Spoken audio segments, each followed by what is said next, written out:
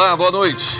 Eu sou o William Galvão e começa agora o Jornal da Justiça desta sexta-feira, 17 de novembro. Constitucionalidade de normas estaduais sobre taxas de prevenção e combate a incêndio, salvamento e resgate serão analisadas pelo Supremo. A matéria teve repercussão geral reconhecida e será julgada pelo plenário da Corte.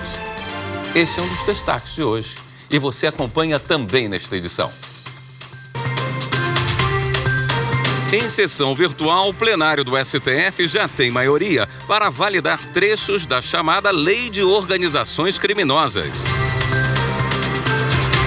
Ministro Cristiano Zanin libera a realização de concurso da Polícia Militar do Rio de Janeiro. E ainda, Conselho Nacional de Justiça debate a atuação do Judiciário em questões envolvendo direitos das pessoas e das terras quilombolas.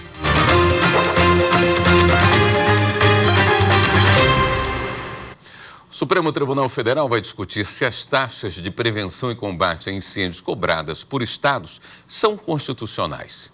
A matéria teve repercussão geral reconhecida e será julgada pelo plenário. Os detalhes com o repórter Renato Rosa. O combate ao incêndio no Rio Grande do Norte ganhou os tribunais após um recurso do governo do estado contra a decisão do Tribunal de Justiça. O caso teve repercussão geral reconhecida pelo Supremo. E o que o STF decidir será aplicado em situações semelhantes e julgadas em todo o país. No meio do fogo cruzado estão as taxas de serviços de prevenção e combate a incêndios, busca, salvamento e resgate. Para o TJ, a cobrança é inconstitucional, porque os serviços não são destinados à parcela específica da população. São prestados a toda a coletividade. Argumenta, por exemplo, que as receitas do Corpo de Bombeiros devem ser custeadas pela cobrança de impostos. No recurso, o governo do Rio Grande do Norte sustenta que os serviços são específicos e podem ser individualizados. No caso do combate a incêndios, busca e salvamento em edificações, sustenta que os contribuintes são os donos dos imóveis. Já nos serviços de proteção contra incêndio, salvamento e resgate em via pública, envolvendo veículos automotores, os contribuintes são proprietários dos veículos. Também reforçou que as taxas são essenciais para manter e ampliar os serviços do Corpo de Bombeiros. O relator, ministro Dias Toffoli, aceitou o recurso de forma parcial.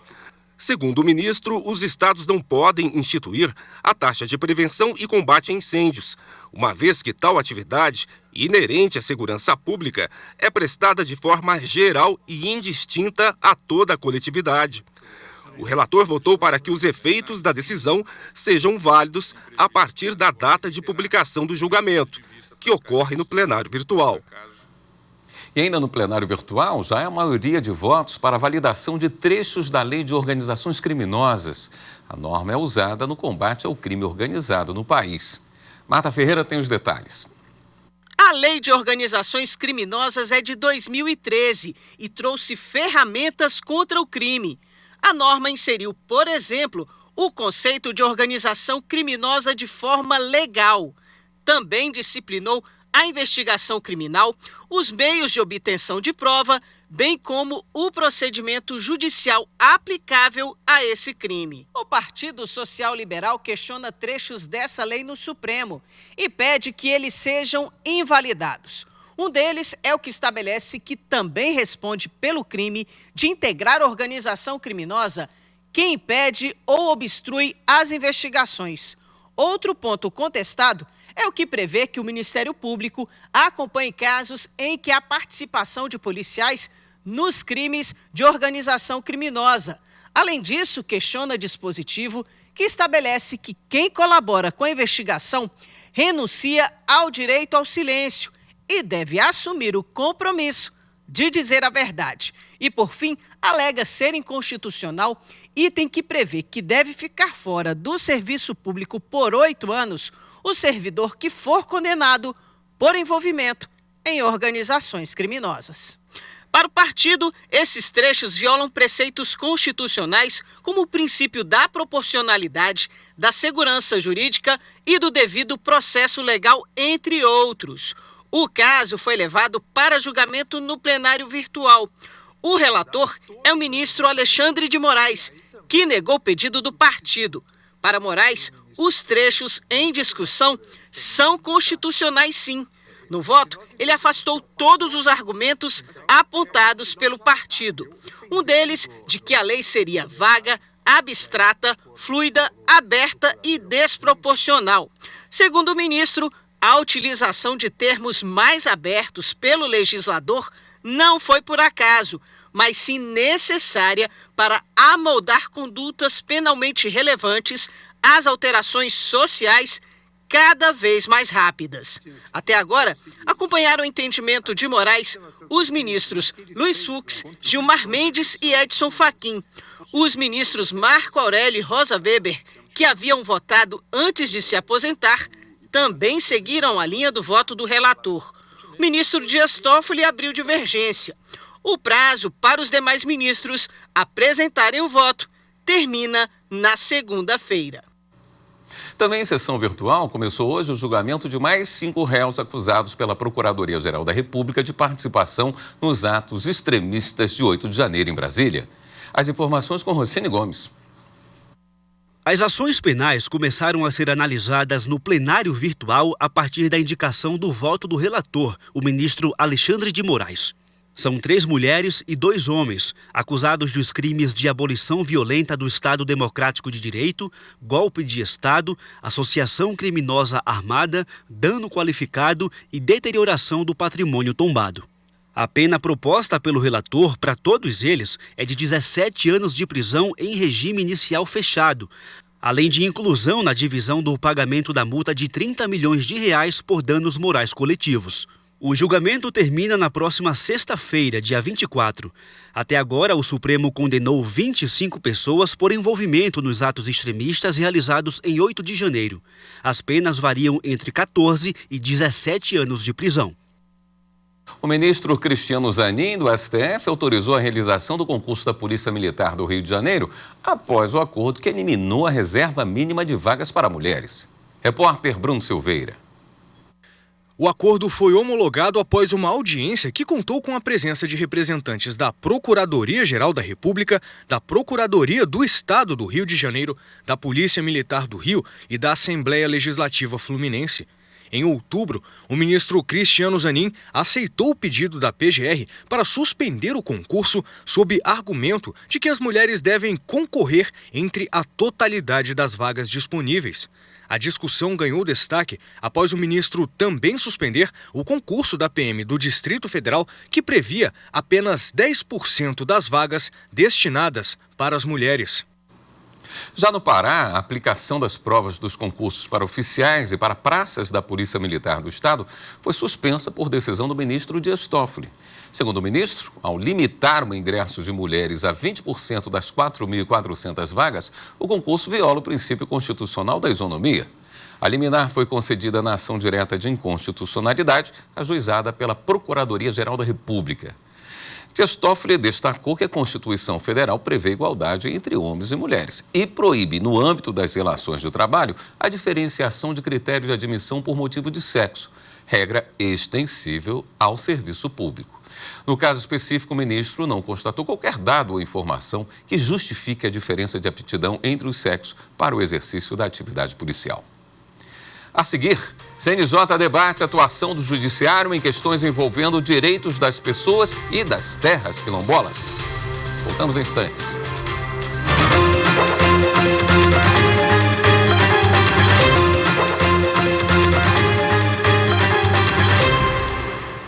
O Conselho Nacional de Justiça fez hoje uma audiência pública para aprimoramento da atuação do Poder Judiciário em demandas envolvendo direitos humanos e comunidades quilombolas. O evento contou com a participação de representantes das comunidades, pesquisadores e integrantes do sistema de justiça, como mostra a repórter Carolina Chaves. Durante todo o dia foram realizados debates e apresentações de propostas e de boas práticas sobre a atuação da Justiça nas demandas, principalmente territoriais dos quilombolas.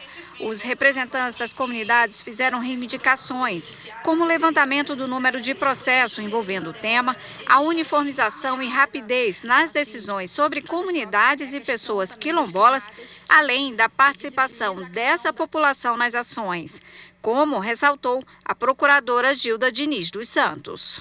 são problemas que só corroboram com a violência, com o desgaste e o genocídio dessas comunidades. Uma das boas práticas apresentadas na audiência pública foi da Defensoria Pública de Alagoas. O defensor Isaac Vinícius Costa Souto criou uma forma de assistência ao cidadão para as mais de 70 comunidades quilombolas do estado. Uma ação de escuta, diálogo e confiança com a comunidade.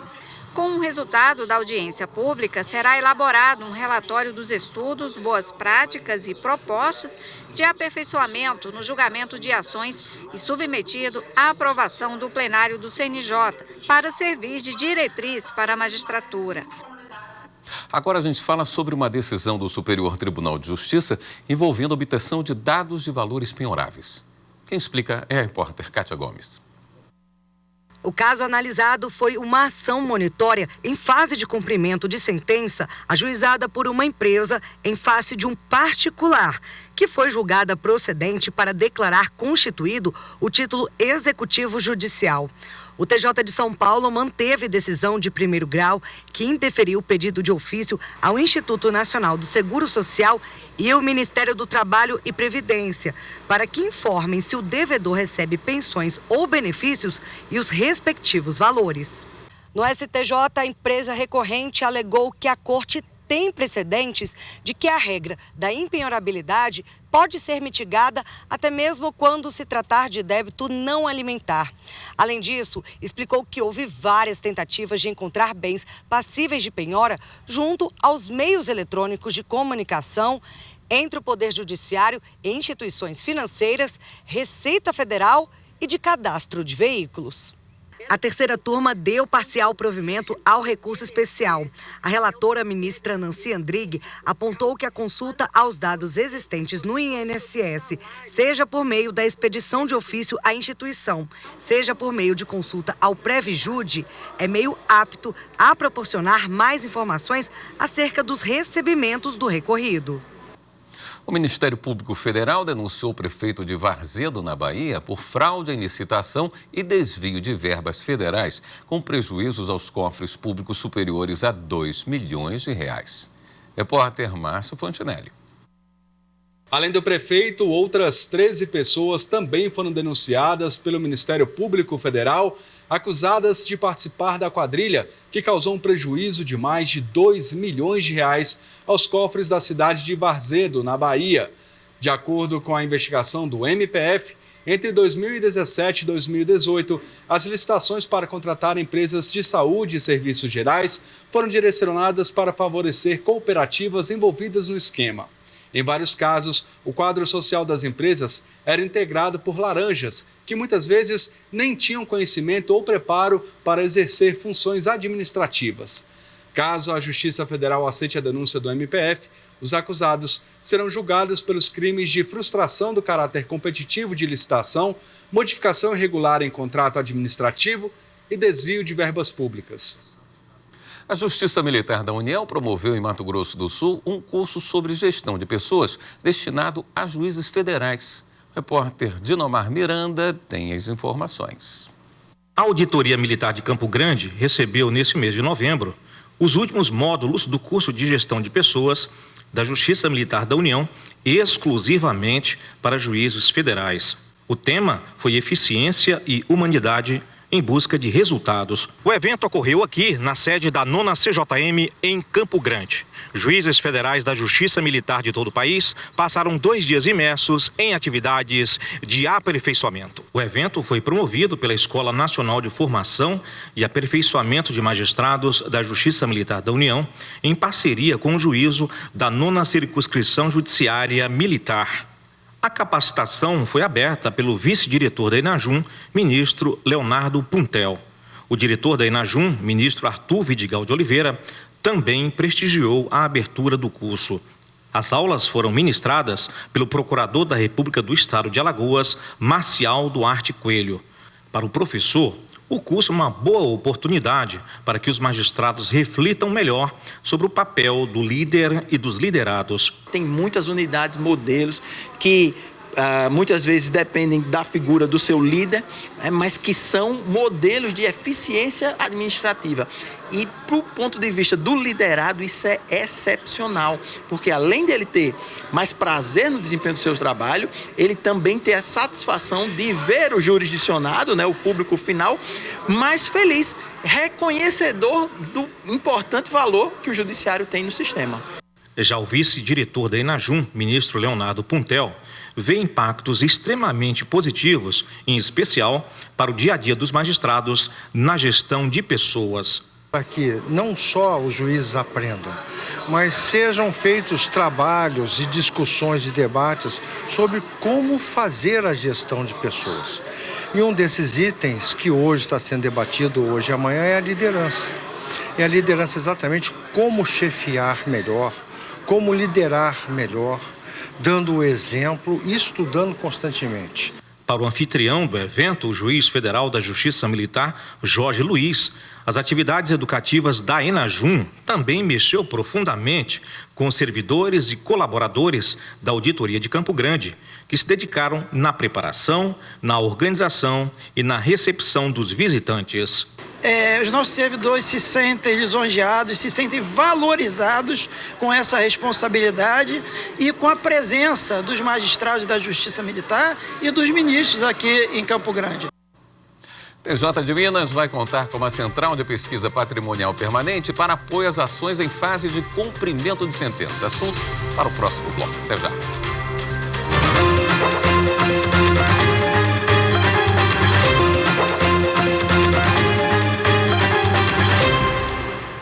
A Corregedoria Geral de Justiça do TJ de Minas Gerais publicou uma portaria que torna a Central de Pesquisa Patrimonial um serviço permanente.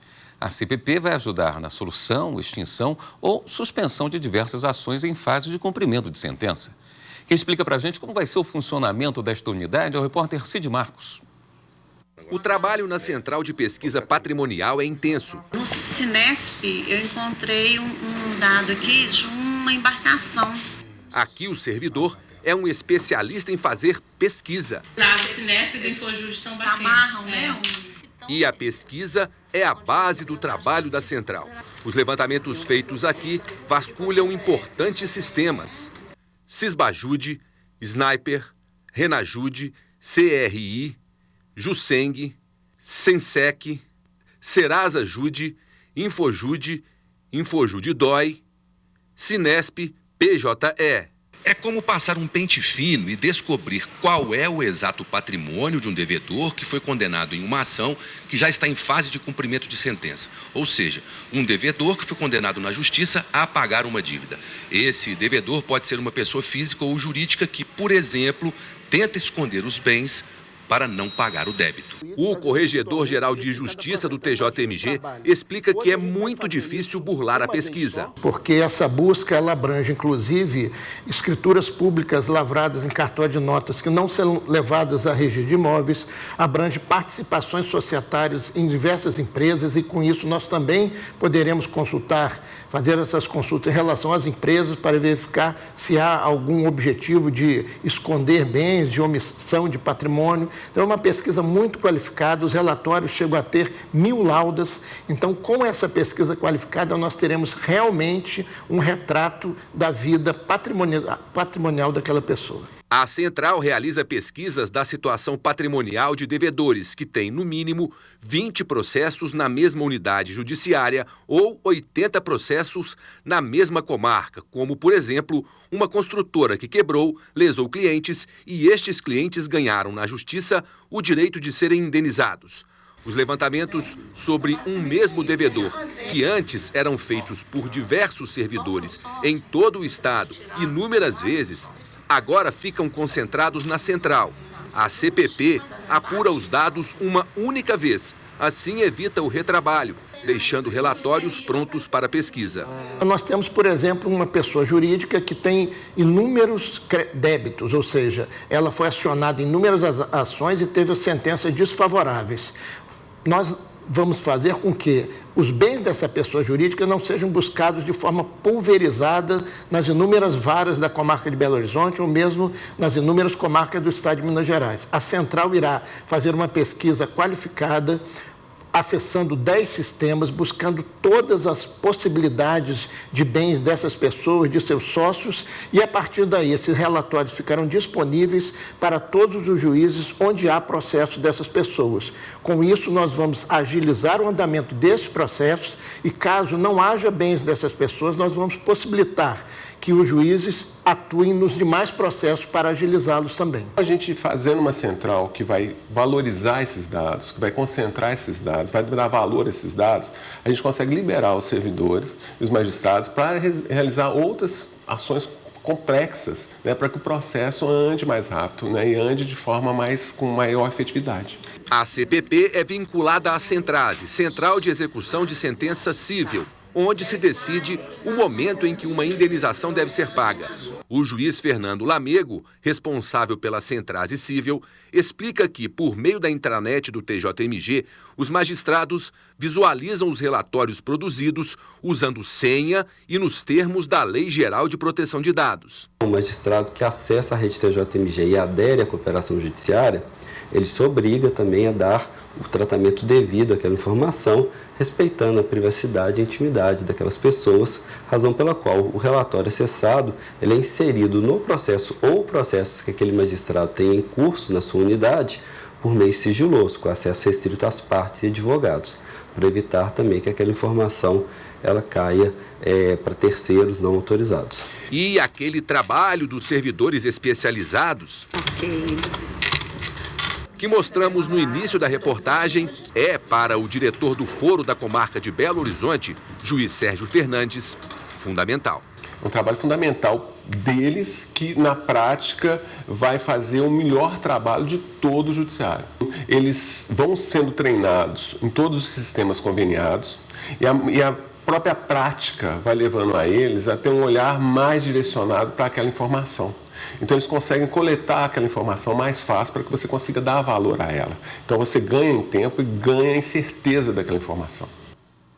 A população do Agreste Alagoano conta agora com mais um centro para conciliação. A unidade foi instalada em Arapiraca. Repórter Lídia Lemos. O segundo dia da Semana Nacional da Conciliação em Alagoas foi marcado pela inauguração de um novo Centro Judiciário de Solução de Conflitos e Cidadania. A unidade está instalada no SESMAC do Agreste, no município de Arapiraca. O SEJUSC funcionará em parceria com o Núcleo de Práticas Jurídicas da faculdade. Nós estamos aqui inaugurando em Arapiraca o terceiro SEJUSC. Nós temos 2 outros SEJUSCs, um na Casa de Direitos e outro na rodoviária, que é o primeiro, foi o inicial.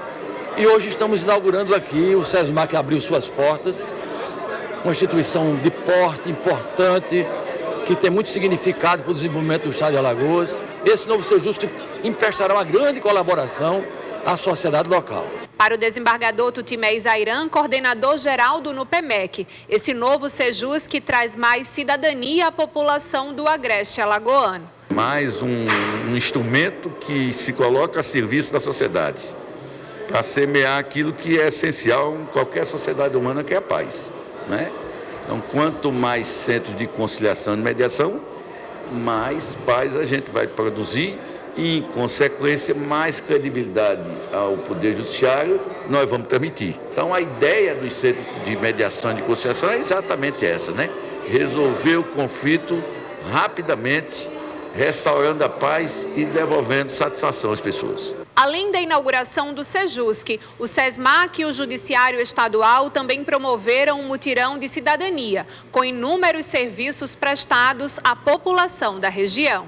O SESMAC, que é uma instituição sem fim lucrativo, ela exatamente abraça sempre essa aliança com o Tribunal de Justiça, porque dessa aliança, dessa parceria, advém muitos ganhos para a comunidade, para a população. Então nós estamos vendo aí esse mutirão com enfermagem, com médico, medicina, né, atendendo ao público. E então isso é verdadeiramente um ganho para a população. E o SESMAC sendo feliz nos seus 50 anos, formando gerações, de estar ao lado do Tribunal de Justiça para atender a essa solicitação, para que o público, a população, a comunidade seja beneficiada com essas atividades. Esta edição do Jornal da Justiça fica por aqui. Um ótimo fim de semana para você.